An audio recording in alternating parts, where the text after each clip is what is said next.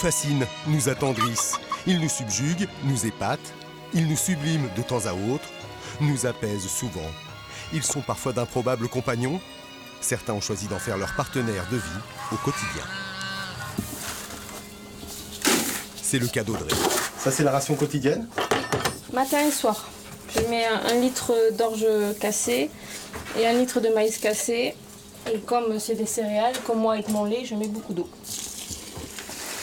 Allez ma chanchon, marquez. Allez, on y va. Chonchon, la voici. Jolie demoiselle de 3 ans et quelques 180 kilos. Une Suscrofa domesticus, sous-espèce du sanglier sauvage, bref, une cochette, une jeune truie qui a immédiatement séduit Audrey. Chonchon, à la base, c'était un petit cochon qui était vendu pour être mangé. C'est très intelligent un cochon, c'est super mignon un cochon. Ça comprend tout. Plus intelligent que le chien, génétiquement aussi proche de l'homme que le bonobo, le cochon développe des capacités d'apprentissage équivalentes à ses animaux. En fait, il a fallu 2-3 fois pour qu'elle comprenne ce que c'était que assis, quoi. 3 fois, j'y ai posé le cul par terre en lui disant assis, et au bout de la 4e, elle faisait toute seule. Donc c'est super, ça comprend très très vite. Ma, que tout est belle, tout est magnifique. L'un des péchés mignons de Chonchon, le bain de boue. Une thalasso individuelle qu'elle s'est créée elle-même, pour une raison bien précise, les cochons ne transpirent pas. Ça c'est pour protéger sa peau du soleil là. Parce qu'en plus avec les chaleurs qu'il fait actuellement, merci Chonchon, elle se protège des insectes et de la chaleur là. Parce que tout le monde croit qu'un cochon c'est sale, mais un cochon c'est très propre. Elle fait ses besoins au même endroit. Si sa paille au box n'est pas propre, elle ne veut pas rentrer. C'est une princesse. Hein. Tu te frottes pas. Non mais t'es très grosse.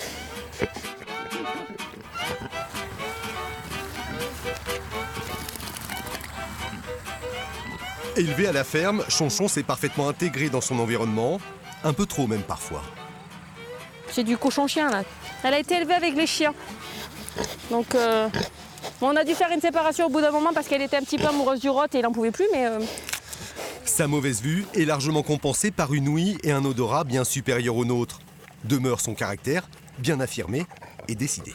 Chonchon, elle a vite compris qu'une porte de grange, ça se dégondait.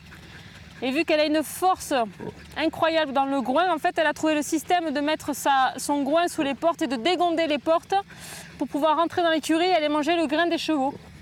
Elle est totalement douée pour ça. Avec Chonchon, Audrey a trouvé une autre dimension dans ses rapports aux animaux, mais conserve la même philosophie.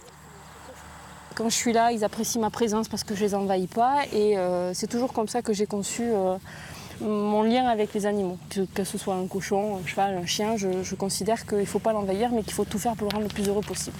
Il y a un vrai partage, quoi. C'est pas comme, je sais pas moi, une poule. Enfin, je trouve qu'il y a moins de lien avec une poule qu'avec un cochon. Quoi. Un cochon voilà, on peut discuter. Voilà. Il n'y a rien de meilleur qu'une petite douche. Et Chonchon est en partie une enfant du pays, croisée port blanc et cul noir, race connue pour ses fameuses taches sombres. À la base, je voulais un cochon de race cul noir, qui est une race limousine. Et en fait, j'ai pas trouvé à temps. Et puis le jour où je suis arrivée et que je l'ai vue elle, et ben, j'ai de suite craqué, quoi. Qui ne craquerait pas pour Chonchon?